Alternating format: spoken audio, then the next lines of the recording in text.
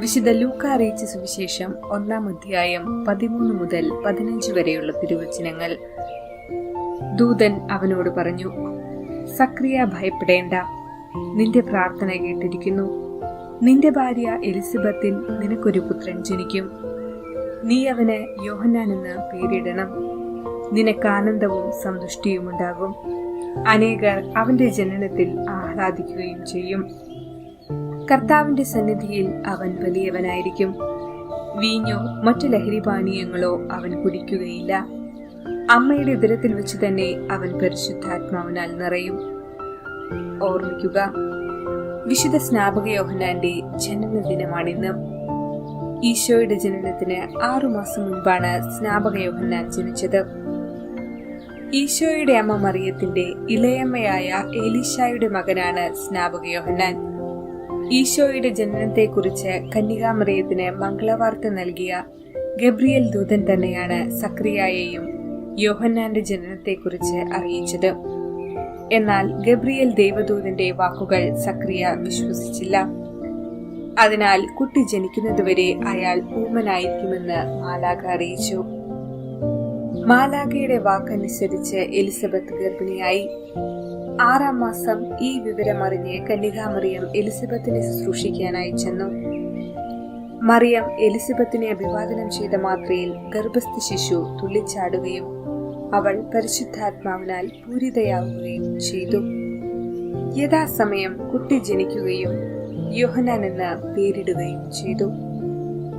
ഈശോ സ്നാപക യോഹന്നാനെ പറ്റി പറഞ്ഞത് ഇപ്രകാരമായിരുന്നു: സ്ത്രീകളിൽ ജനിച്ചവരിൽ സ്നാപക യോഹന്നാനേക്കാൾ വലിയവനില്ലെന്നും അദ്ദേഹം കാറ്റത്താടുന്ന ഞാങ്ങണയല്ലെന്നുമാണ്. കുറ്റങ്ങൾ കുറ്റങ്ങളായി തന്നെ അദ്ദേഹം കണ്ടു, മുഖം നോക്കാതെ അത് ചൂണ്ടിക്കാണിക്കുകയും ചെയ്തു. അങ്ങനെ ഹെറോദോസിന്റെ കുറ്റം തുറന്നു കാണിച്ചതിന് രക്തസാക്ഷിത്വം വരിക്കേണ്ടി വന്നു. ഈശോയ്ക്ക് വേണ്ടി വഴിയൊരുക്കാൻ വന്ന സ്നാപക യോഹന്നാനെ പോലെ നമുക്ക് ഓരോരുത്തർക്കും ഈശോയ്ക്ക് വേണ്ടി ധീരതയോടെ മുന്നേറുവാൻ വേണ്ട കൃപയ്ക്കായി പ്രാർത്ഥിക്കാം.